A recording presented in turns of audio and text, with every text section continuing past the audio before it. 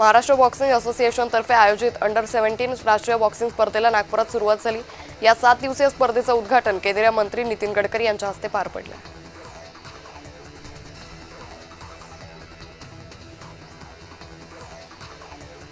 नाशिकमध्ये आयोजित संत संमेलनाला मुख्यमंत्री फडणवीस उपस्थित होते। तसंच फडणवीसांच्या उपस्थितीत सिंहस्थ कुंभमेळ्याच्या पार्श्वभूमीवरही महत्त्वपूर्ण बैठक पार पडली।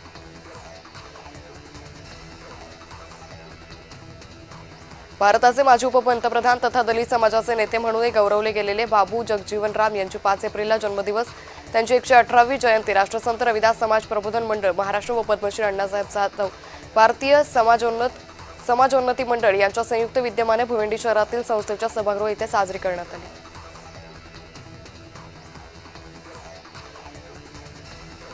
Tennis cricket sports federation of इंडियाच्या वतीने ठाण्याच्या दादोजी कोंडदेव स्टेडियम इथे आयोजित केलेल्या प्रेसिडेंट कप इंडिया 2026 या देशव्यापी टेनिस क्रिकेट स्पर्धेला अभिनेता सुनील शेट्टीने भेट दिली। दरम्यान सुनील शेट्टीने क्रिकेट खेळण्याचा आनंद लुटला।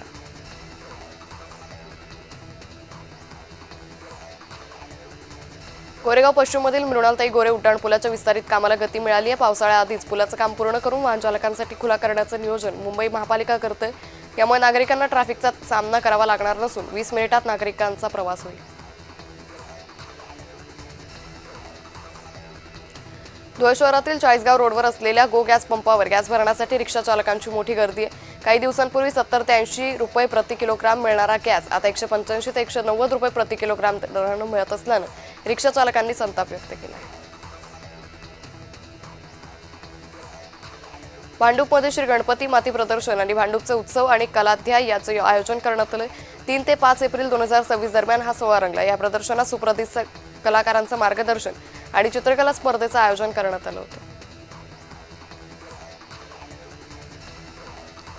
नवसाला पावणारा गणपती म्हणून सर्व परिचित असणाऱ्या नांदेड जिल्ह्यातील अर्धापूर तालुक्यातील दाभड येथील श्री क्षेत्र सत्य गणपती इथे संकष्ट चतुर्थीनिमित्त भाविक मोठ्या संख्येने गर्दी केली।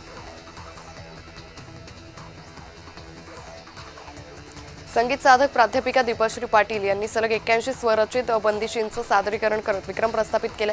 त्यांच्या या कामगिरीची नोंद इंडिया बुक ऑफ रेकॉर्ड तसेच एशिया बुक ऑफ रेकॉर्डमध्ये करण्यात आली।